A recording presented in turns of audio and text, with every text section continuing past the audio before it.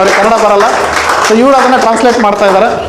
Okay, ಇನ್ನೊಂದು good news ಏನು ಅಂತಂದು ಹೇಳಿದ್ರೆ, ನೆಟ್ವರ್ಕ್ ಇನ್ಸೈಟ್ ಅಂತಂದೇಳಿ ಮಾಸಪತ್ರಿಕೆ, ಅಂದರೆ ತಿಂಗಳಿಗೆ ಒಂದು ಸಲ ಫಸ್ಟ್ ಪತ್ರಿಕೆ, ಪ್ರಪಂಚದ ಮೊಟ್ಟ ಮೊದಲ ನೇರ ಮಾರುಕಟ್ಟೆಯ ಪತ್ರಿಕೆ ಬಿಡುಗಡೆ ಆಗ್ತದೆ ಕನ್ನಡದಲ್ಲಿ.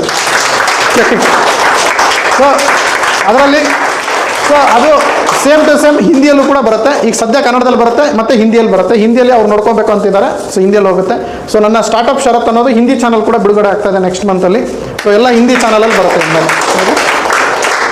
ಸೊ ನಾನೀಗ ನಿಮಗೆ ಇಷ್ಟು ಸುಲಭವಾಗಿ ಸಿಕ್ಕಂಗೆ ಮುಂಬರುವ ದಿನಗಳಲ್ಲಿ ಸಿಗ್ತೀನಿಲ್ಲೋ ಡೌಟು, ಯಾಕಂದರೆ ಹಿಂದಿ ಚಾನಲ್ ಬಿಡುಗಡೆ ಆದರೆ ಸೊ ಎಲ್ಲ ಕಡೆಯಿಂದನೂ ನನಗೆ ಕಾಲ್ಸ್ಗಳು ಬರ್ತಾ ಇರುತ್ತೆ. ಹಾಗಾಗಿ ನಾನು ಇರೋಷ್ಟು ದಿನ ನನ್ನನ್ನು ಚೆನ್ನಾಗಿ ಬಳಸ್ಕೊಡಿ, ಇರೋಷ್ಟು ದಿನ ನನ್ನನ್ನು ಚೆನ್ನಾಗಿ ನಾನು ಹೇಳೋದನ್ನು ಸೀರಿಯಸ್ ಆಗಿ ತೊಗೊಂಡು ಯಾವುದು ಕ್ಲಾಸ್ ಮಿಸ್ ಮಾಡಲಿಲ್ಲ ಬನ್ನಿ ಗೆಟಿಂಗ್. ಯಾಕಂದರೆ ನಂದು ಹಿಂದಿ ಚಾನಲ್ ಬಿಡುಗಡೆ ಆಯಿತು ಅಂತಂದು ಹೇಳಿದ್ರೆ ನಾನು ತುಂಬಾ ಎಂಗೇಜ್ ಆಗಿಬಿಡ್ತೀನಿ, ನನಗೆ ಸಮಯನೇ ಸಿಗೋಲ್ಲ. ಈ ಕನ್ನಡದಲ್ಲೇ ಇಷ್ಟು ನಾನು ಬ್ಯುಸಿಯಾಗಿದ್ದೀನಿ. ಸೊ ಹಿಂದಿ ಬುಕ್ ಹೊರಗಡೆ ಹೋಯಿತು ಅಂತಂದು ಹೇಳಿದ್ರೆ